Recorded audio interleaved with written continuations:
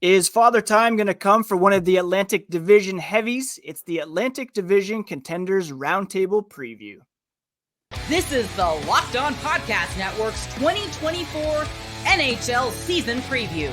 Your team every day. Welcome to the 2024 Locked On NHL Season Preview. In this episode, we're going to be breaking down the best of the Atlantic Division. Joining me, Ian McLaren of Locked On Boston Bruins, is Armando Velez of Locked On Florida Panthers, of course, the defending Stanley Cup Champions, Josh Sperber of Locked On Lightning, and David Morassutti of Locked On Maple Leafs. Today, we're going to discuss who we think is going to win the Atlantic Division, how many points each team will put up, if any teams are going to fall into the bottom of the division. Is this finally the year that one of the bottom four takes a leap upwards? One thing that could derail the season for each of our four teams. The 2024 NHL season preview today is brought to you by FanDuel. Now, to get started, you can get $200 in bonus bets guaranteed when you place your first $5 bet at FanDuel.com. All right, gentlemen, let's get started by discussing who we think is going to win the Atlantic Division this season. Last year, it kind of came down to the wire between the Bruins that I cover and the Florida Panthers. Let's start with the defending Stanley Cup champions, Armando Velez. Who do you think is going to take the Atlantic Division this season? Do you think it's a foregone conclusion that the Panthers are going to take it once again? It's crazy because the last two seasons for the Panthers, you think of getting in the very last seed, and then you think about with how the postseason is with home ice advantage versus not, doesn't make a difference. And we know that in the NHL, it matters the least for home ice as far as the four major sports. But for the Panthers, I mean, there's still going to be a little bit of those growing pains post winning a Stanley Cup. But I think of just one of the teams that they beat 2 years in a row, the moves that they made to really load up. And I think of the Boston Bruins with their moves of Elias Lindholm and Nikita Zadorov. And I think now with Jeremy Swayman being the number one there, I think that they're going to be the ones to win the Atlantic Division this year.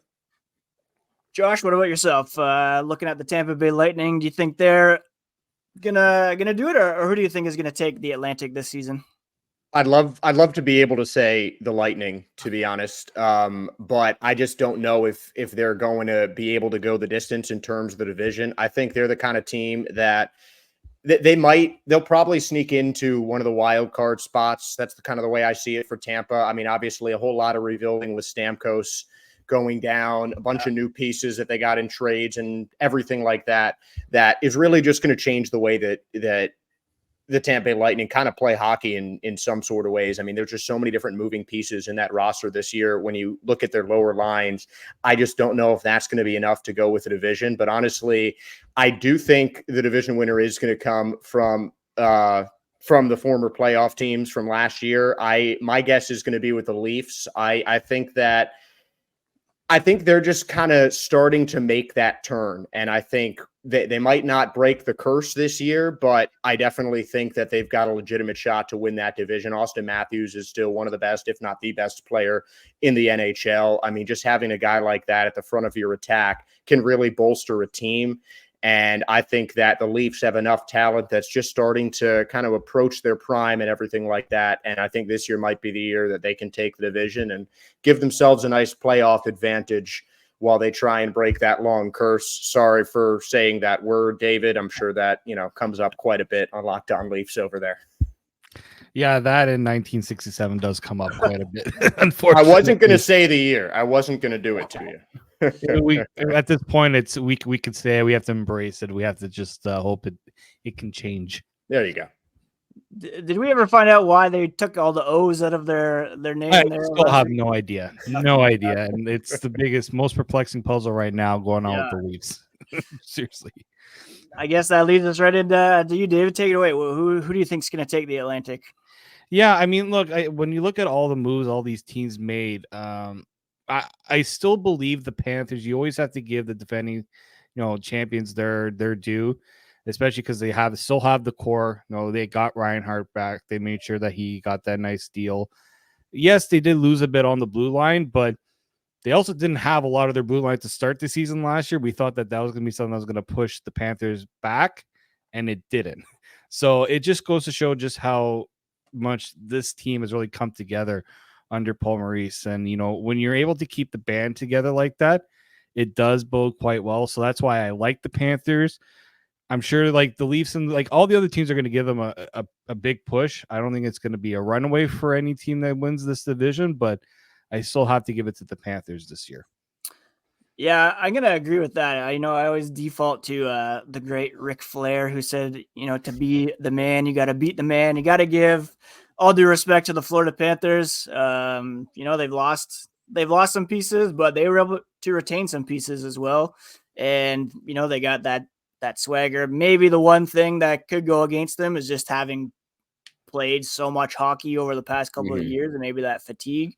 But that's maybe where a guy like Spencer Knight steps in and really helps ease the load finally as kind of a highly touted goaltending prospect. They still need to figure out their power play. That's with losing Montour especially. Yeah, that's true. That's a big loss for sure. I am tempted to kind of go with the Bruins, but I mean, you got to give all credit to the Florida Panthers, and they've been the best team in the East in the playoffs at least, and in the Atlantic last season. And I don't think there's too much reason to just say that they're going to bump out of that spot. That kind of brings us to the over-unders for each of our respective teams. FanDuel, obviously a great provider of that. Let's just go through. We'll go bottom up and assess whether we think it's over-under. For me, coming into this season, everybody always wants to say this is the year the Bruins finally fall off. 96.5. I mean, if they were going to go over 100 in a transition season like last year, they brought in some big pieces.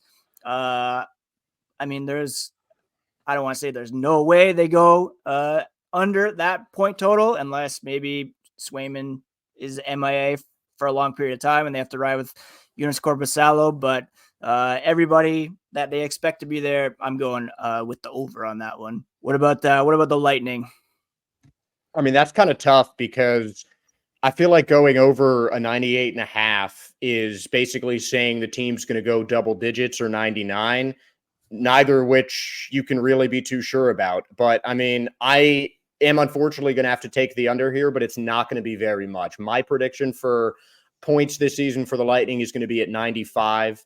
I still think that could be enough to sneak into the playoffs. But I mean, again, it's just a matter of, how much the four other teams, as it were, can kind of make up that sort of ground. So I'm gonna say the under. Sorry to disappoint the Lightning fans watching, but it's not going to be by much, and it's just going to be kind of a grinded out season for Tampa, I think, this year. What are we thinking about the Leafs under new head coach Craig Berube?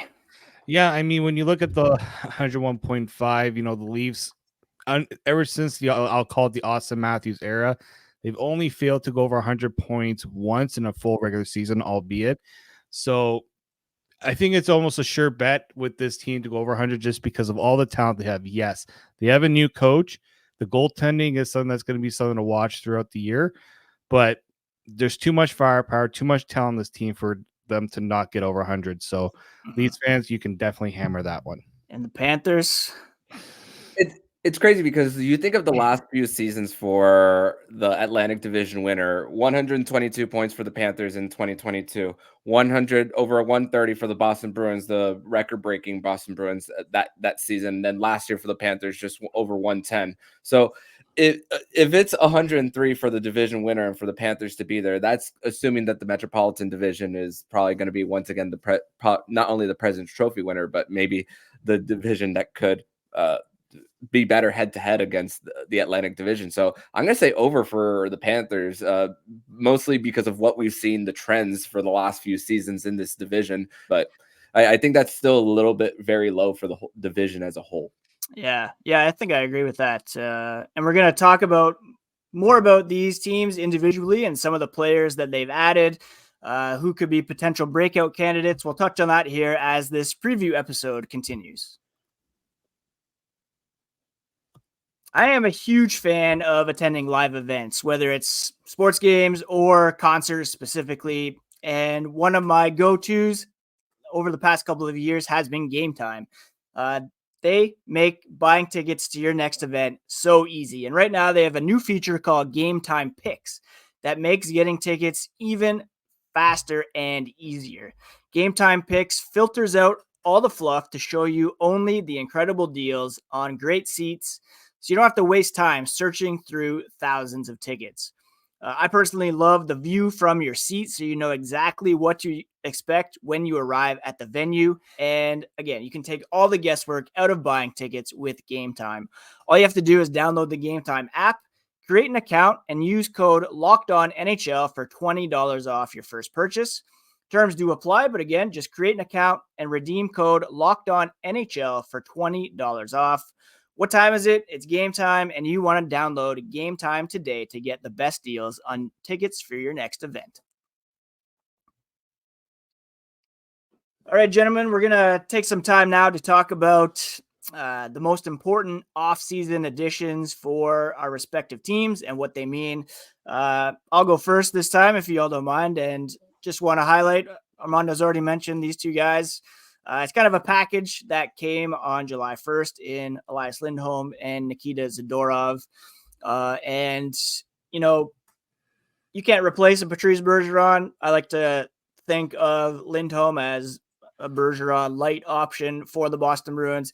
He's going to step in, play with Pavel Zacha on the left side and David Pastrnak, and has every opportunity to rebound and contribute offensively and play very well defensively for this team as well. He had a rough time last year bouncing between Calgary and Vancouver. Sometimes players, break out or explode in that contract year. Some guys don't do as well. And then once they find that familiarity, they really rebound. I'm expecting that for Lindholm. Zadorov as well. I had Thomas Drance on my podcast a while ago. He said that Zadorov is his favorite player in the NHL, period. I think he's going to be a fan favorite, and I don't envy anybody trying to skate into the zone with both Zadorov and Charlie McAvoy bearing down on you if, in fact, those two are paired together. Let's go to the Maple Leafs. David, what do you got for the key addition for the Leafs? Oliver Ekman-Larsson, is he the guy? I know that guy. No, I think it has to be Chris Tanev, right? You know, the Leafs blue line got the biggest overhaul I've seen, in a really long time. They go in and they add also Yanni Hakanpää along with Oliver Ekman-Larsson. This is something I think the Leafs have realized that needed to be addressed for years. Yeah. Obviously, they didn't have the budget to do it in past years because of how much money they had committed up front at forward. So, you get a Chris Tanev, you get a true shutdown defenseman. You saw what he did last year, even with Calgary, then getting over to Dallas, and how pivotal he was in their playoff run, going against Eichel and McKinnon rounds 1 and 2. Mm-hmm. Obviously, they had to face a gauntlet of McDavid in round 3, but they gave a good push there. But you look at the Morgan Rielly era in Toronto, he has never really had other than like TJ Brody, who did very admirable, but Chris Tanev is definitely a defensive upgrade over TJ Brody. And he's also a natural right shot. The Leafs have not had a true right shot as like their top pairing guy with Morgan Rielly. The closest they had was Luke Schenn. So essentially you're getting a much better, many times better version of Luke Schenn. Like Luke Schenn's a good defenseman, but Chris Tanev is regarded as the top shutdown defenseman. They did have to pay in term to get him, but it's just so pivotal to get that type of player, especially Craig Berube is going to need a guy like this that he can rely on in a lot of different situations. And it takes a lot of pressure off of guys like Jake McCabe, Simon Benoit, to not have to do as much of the heavy lifting for them. One guy in Tampa that I'm personally curious about as a keeper fantasy owner, Connor Geekie, a big-time prospect coming over. Who else is the highlight in terms of additions for the Lightning? I mean, I thought Connor Geekie was about to be a really bold take until you brought him up, but I mean, I think that's definitely one of them. I think the easy choice here is got to be Jake Gensel, though. I mean, he's same position as Steven Stamkos. Days after they make that trade for him, which frankly was a pretty cheap deal, the Lightning signed him to a 7-year extension. So honestly, I was about to say either Connor Geekie or JJ Moser. I think that Sergachev trade, trading him for 2 relatively unproven rookies, almost. I mean, that is just going to be kind of those are just 2 players to watch. If one player this season has to step up for the Tampa Bay Lightning, it has to be Jake Gensel. I'm not saying he is there to replace Steven Stamkos, but the reality is he's going to fill that position on the first line the year after maybe the greatest all-time player in franchise history leaves. So Jake Gensel needs to be good for the Lightning to succeed because they're investing a lot of chips in him. Yeah, for sure. And what about the Panthers, Armando? Who did they bring in to help defend the cup? Some of the guys that they brought in, Nate Schmidt, who was let go by the Winnipeg Jets, and very fiery during his media availability too. I mean, but I think that for the Panthers, I mean, bringing him in as the Oliver Ekman-Larsson replacement, I mean, I spoke about how there's going to be a little bit of growing pains on the power play. Is Nate Schmidt take that part of the lineup too? But also blocks per game.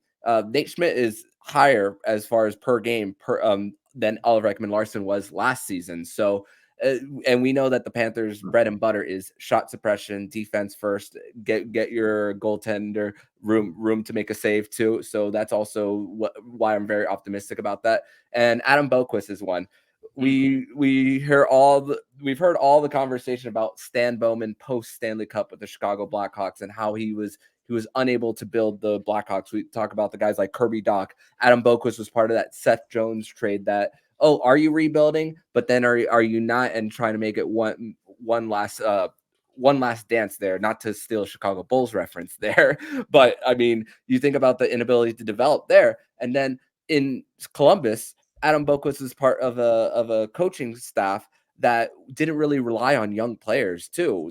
Very veteran reliant too, which ultimately cost Pascal Vincent his job there too last year. So those are 2 guys that they especially brought in on the D. And hey, the biggest, probably one that a lot of people don't talk about as guys to replace is Kevin Stenlund, the guy who was the number 1 on your penalty kill. They are replacing that with the guys like Tomas Nosek, former Bruin. Adrian Greer is another guy that they're bringing in. Jesper Boqvist, the brother of Adam Boqvist, who got a game-winning goal against the Panthers. Bruins, yeah. So those are some of the guys that the Panthers have brought in for them too, and they're also going to be relying on one of their top prospects in Mackie Samoskevich to try to be part of the mix as far as one of those cheap guys, because they've already started to pay guys. You mentioned Sam Reinhart. Anton Lundell got paid as the guy who's going to eventually be the number 2 center for the Panthers. At least that's what I'm predicting. So they're going to have to rely on some of the young talent too for the team on the cheap. Armando, correct me if I'm wrong. Like, didn't Schmidt also play under Paul Maurice in Winnipeg? He did. So there's familiarity there. And like, if you get the Vegas Washington version of Nate Schmidt, like that's a pretty worthwhile addition. 800,000. Yeah. It wasn't that long ago that Adam Boqvist was in the same conversation as a guy like Evan Bouchard in terms of defensive prospects. Bouchard, major breakout. Boqvist, not as much. Real quick, before we take another break, one potential breakout player from each of your teams. Let's start keeping it going with Armando in Florida. Who's a breakout guy candidate? He mostly broke out during the postseason, but I think we're gonna see it more in the regular season. That's Anton Lundell. I think they're gonna start that. They may start that transition early of getting him to the second line, but it's also gonna be dependent on how healthy Sam Bennett is, because his style of play, he's gonna miss games with his style of play as being that a guy who's really forces his will onto his opponents too.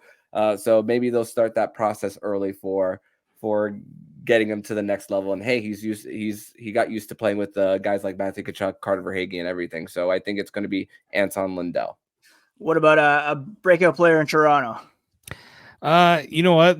A lot of talk has been on him this offseason and whether he can be a true number 1 goaltender. And, he hasn't really proven it yet. So Joseph Woll, if he goes and takes what he did in the playoffs, albeit a limited sample size and throughout the last year, like this guy could be among the top goalies in the NHL, right? Sure. So I think him, and then no, if looking at another player, Matthew Nyes, he's been such a fan favorite ever since he came to Toronto, and we really haven't seen him do really, I think, push to his full potential yet. So that's someone else I'm keeping an eye on this year as well. Nice. And what about in Tampa? I'm going to go with Emil Lilleberg. He was acquired a couple years ago, minor league rights. Now he got a cup of coffee with the Lightnings during the season last year, just 5 games in the regular season, and that was all they needed. One-way contract this year, signed on July 2nd. One of the first Lightning offseason moves, aside from, I guess you can call the fallout of Steven Stamkos, where it seemed like they were just kind of grabbing every winger available. But I think Emil Lilleberg is going to be a big piece for them. He's shown that he can hit really hard. He's had a couple of really nice defensive plays. He's just a guy who can throw the body around. And with the Lightning being kind of rebuilding almost, as I've mentioned, with just a lot of, unproven tests and questions and everything with the Lightning team, I think a guy like Emil Lilleberg could be the stabilizing force on defense. Just a young guy coming up from their system and could be shifting some momentum, old school hockey style with some big time hits. And that could be the little spark plug that some of the younger players on the Lightning need to, take the puck the other way and, put it into the net, hopefully. So I think he's going to be really key for them. Really, I mean, you gotta look at the defense when you look at key players for the Lightning for sure. Nice. Yeah. And in Boston, I'm going to go with defenseman as well, Mason Lohrei. He, a lot of people talk about Boston's prospect pool and how it's a waiting pool, not very deep, and they're always ranked near the bottom. But this is a guy that was picked in the 2nd round. He has all the confidence in the world, often dynamic offensively and pretty solid defensively as well. You pair him, he might go up with Charlie McAvoy sometimes. You might play third pair. There's some versatility there. I think he's a guy that's going to be a key player for the Bruins this coming season as a breakout player. Fabian Lysell as well, obviously a first-round pick. He has an opportunity to break out. He's going to be given every opportunity to grab a top 6 spot in training camp alongside Brad Marchand and Charlie Coyle. But I think Lohrei is really locked into the top 6 and should have a good spot, maybe even a spot on the power play second unit as well. So I'm banking on him to have a breakout. We're going to talk coming up about teams most likely to fall out of the playoffs and what could possibly derail those campaigns. And we'll touch on that here as the podcast continues. Today's show is brought to you by FanDuel, America's #1 sportsbook. And for NFL fans, you can start the season with a massive return. When you get a hunch in the middle of the game, you can check out the latest stats, view live play-by-play, and so much more on the same page where you place your bets. And to get started, you can get a $200 in bonus bet guaranteed when you place your first $5 bet.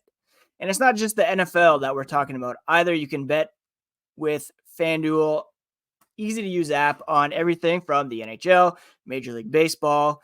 As the NHL season draws near, you can place bets on point totals, over-unders, and more. Just check out FanDuel.com to get $200 in bonus bets when you place a $5 bet. That's FanDuel, the official sportsbook of the Locked On Podcast Network. Now, we've been hearing a lot in recent years about this pretty clear delineation among the top 4. The 4 teams we're talking about here today, and then upstarts like the Ottawa Senators, Buffalo Sabres, Montreal Canadiens, and the Detroit Red Wings always talk about one of those teams jumping up, taking one of those spots. Who do we think is most likely to drop out of the 4? Let's start with you, David, up in Toronto. Who do you think out of the 4 teams that we're talking about here today, which is most likely to drop out? Hate to say it, Josh, but I think the Lightning, I do wonder, is age going to start, catching up with this team? They already let Stamkos go. Not a choice for them, but they decided to part ways there. And like Andrei Vasilevsky, I know he's likely going to be healthier this year, and that may be a better option for them to at least be competitive. But that blue line is what really worries me about the Tampa Bay Lightning. You lose a Sergachev, and they didn't really go out and replace, and you can't really replace a Sergachev easily. So that to me is where I have the biggest concern with Tampa. Up front, they still got all their guys, right? Braden Point, you got Kucherov. Those guys are going to keep carrying the load, I think, for Tampa, but I don't know if that blue line is just going to be enough to be competitive and keep up with the top teams in this division. Armando, what about who do you think is going to drop out, if any? It's funny, for so many years I kept saying Boston, but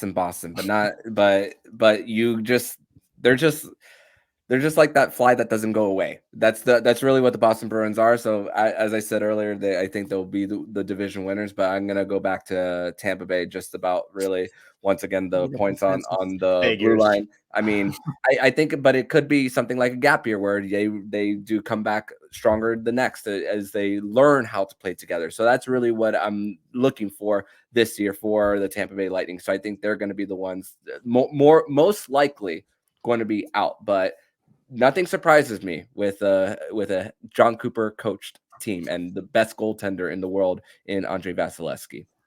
Before we get to your take, Josh, I as much as I want to say the Toronto Maple Leafs, I'm going to have to agree with the other two there and say the Lightning. I agree with all the points you guys have made, and I also don't think you can discount the subtraction of Steven Stamkos. I think it was Victor Hedman who already came out and said, it's not even just his contributions on the ice, but also missing him traveling and just the impact that he had on the locker room as a leader and socially as well. I don't think you can, as much as we want to see these guys kind of as interchangeable parts, that's a huge hole to fill on and off the ice. And there could be some kind of emotional stuff to unpack there that could very well have an impact on this team on top of all the miles some of these guys have put on. And Vasilevsky, not being really one of the better goalies statistically last season either. So I do think of the four, Tampa would be the most likely to drop out. Josh, do you want to counter us, or are you gonna? I just feel so bad for Josh. He Gotta pick on the new guy. I mean, you're gonna come for all your Stanley Cup rings are just blocking yours. You're just blocking all the haters, right? Believe me, I'd love to come back with some whole rant about how you guys are ganging up on me, but I mean, I'm not seeing any points that you guys are making that are incorrect. I mean, Ian, the point you're making about Steven Stamkos just being missed on the road and everything like that, you don't think about that. Having a guy who's been with a franchise, 10, 15 years, Hedman's been there that long too, but, more the merrier, especially when it comes to experienced players on NHL teams that are trying to make a playoff run. And right now, Vasilevsky's there, Kucherov is there, but I mean, beyond that, you're really depending the entire year season on two players. And you talk about Vasilevsky, he didn't have his best season. Part of that was due to injury, but he still won about 60% of his games. That led Lightning goaltenders. The other goaltenders all came up for little spot starts here and there, and none of them had a better winning percentage than .500. So really, the Lightning lose their best player, replace him with a solid but relatively unproven younger option in Jake Guentzel. Again, I still think he's going to do as well as you can filling in the shoes of someone like Steven Stamkos. But it's like you said as well, David, they just didn't bring in enough guys to replace some of the heavy hitters these lost. Even losing Sergachev, he's a nice vet. And I think Ryan McDonough is going to be a nice impact guy to replace him, and some of the young guys too as well. But you're just not bringing guys the same caliber weight as the names that you lost. And when that happens, things drop in the schedule. And I think the Lightning will certainly challenge for a wild card spot. But if any of these big four teams, as it were, are going to get dropped from the playoffs, I'm going to have to say it's the Lightning. Yeah. I think that's seems to be the consensus. What could be more up for debate is who we think might make the jump up to that fourth spot in the Atlantic, or maybe even higher, a wild card spot. What team do you think could jump up out of the bottom four? We'll start with you, Armando. Who do you think could make that jump? I think it's the Ottawa Senators for them getting Linus Ullmark as part of their goaltending. I mean, I feel like there's now not much noise there now that the ownership change has happened. Now with Steve Stamkos, they're for under contract for a little bit. Travis Green. Now there's a new opportunity there, so there's not as much noise as far as job stability. Pressure to win, yes, but stability. Now you're putting it on the players to finally put something together, and now they have a bit of a backbone. They don't have to deal with they'll have a full season of Shane Pinto in the mix too. So that's another thing there for that. The so that's the team that I think is going to rise above. Josh, what about you? Who do you think could make that jump? I talked about the Canadians earlier with Lina. I think he's a great player, but is that going to be enough to push the boundary and take them from what ends up in almost a 30-point change? No, I don't think so. I think it could be the Sabres' turn. I think they certainly have a possibility. They've kind of been knocking on the door for a while, and this could be the year that they jump. It could be the Lightning. They added a lot of veteran help not the Lightning, the Red Wings. They added a lot of veteran help in the offseason, and I think that could be a big thing. I'd probably go with the Red Wings, but I mean it's tough. I think it's going to be. I genuinely think this Atlantic Division, it's going to be your guys' three teams are going to borderline coast to the playoffs, but especially that fourth wild card spot, that last spot from the Atlantic Division, that is going to go down to the very end of the season, because I think that enough has gone on within the division that it seems like almost any one of these bottom four teams can jump up, with the Lightning showing the only sign of weakness by losing Stamkos, for lack of a better phrase. So, I mean, it's very even. I think if there's going to be one, though, it'll probably be Detroit. David, who do you got jumping up? I mean, I'm just wondering when do the Buffalo Sabres finally make that jump as a team that such an impressive collection of talent, especially young talent on that blue line. It feels like at some point they got to be able to take that next step, right? It was a little interesting to bring Lindy Ruff into the mix after all these years away, and I'm sure there's gonna be a lot of nostalgia there in Buffalo with that, but that's just an impressive group of players, right? I guess the big one for them will be goaltending.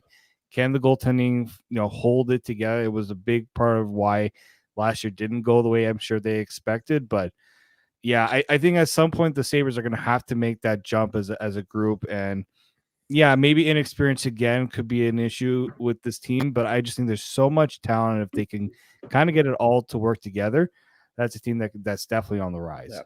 Yeah. And for the Sabres, they brought in Stanley Cup champion Nicholas Kubel, Ryan McLeod, who was part of that second line for Edmonton. So they're bringing guys who have had at least some Stanley Cup experience. Yeah, I'm going to go ahead and say the Sabres are going to make the playoffs this year. I think there's just too much, like you said, there's just too much talent on that team. 2 number 1 overall picks on the blue line, a pretty good young up-and-coming goaltending duo. You've got a couple guys that I think are going to really rebound offensively in Tage Thompson and Dylan Cousins. Some young guys looking to make an impact like Zach Benson and Jack Quinn. I think all the pieces are there. You bring Lindy Ruff back, the guy I believe who coached their last playoff game. Yep. And and I think they also have quite a bit of cap space. They didn't really do much by way of impact signings over the summer. Jason Zucker, you could maybe say, but they still have a guy like Peyton Krebs to sign or to add to the mix, try to fit him in there. I really think the Sabres have that mix to make the jump into the playoff race. And don't forget, I think 2 years ago, they were 1 point behind the Panthers before they went to the final against Vegas. So they were right on the cusp. It seemed, took a step back, but I'm expecting a big step forward this year. And that's it. Thank you so much, everybody, for making this episode of the 2024 Locked On NHL season preview your first listen today. So much great stuff, and it's going to be very intriguing Atlantic Division season to be sure. Don't forget to check out the rest of the division on every episode of or the rest of the NHL on other preview episodes of the 2024 Locked On NHL season. Make sure to catch Locked On Leafs, Lightning, Panthers, and all the season previews will be on the Locked On NHL podcast feed and on YouTube, wherever you get podcasts. So be sure to subscribe to Locked On NHL as well as your respective favorite teams show. It's all part of the Locked On Podcast Network, your team every day.